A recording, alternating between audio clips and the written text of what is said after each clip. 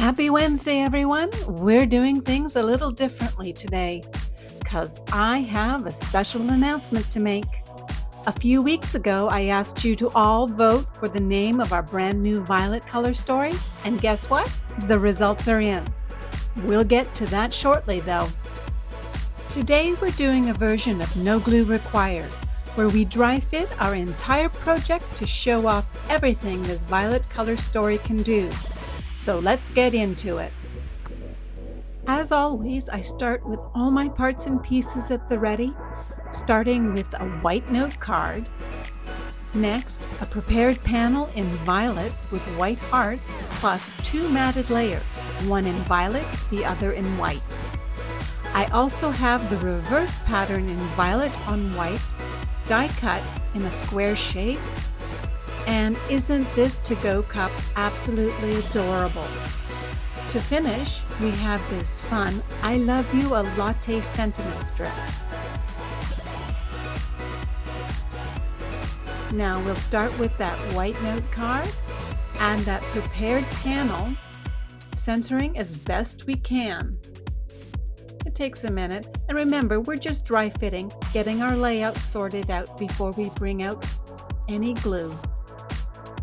Then I'm going to layer on that square die cut, and I'm going to try and center it left to right as best I can,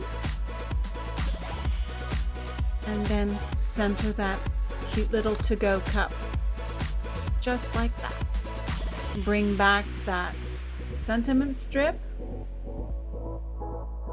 and I'll try to make the spacing from the bottom to the sentiment strip the same as the spacing from the square die cut to the top of the card.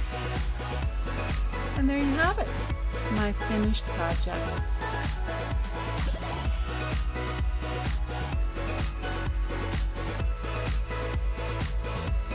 And now, the moment you've been waiting for. After showcasing all things violet, I would like to introduce, as voted by you, Violet Romance.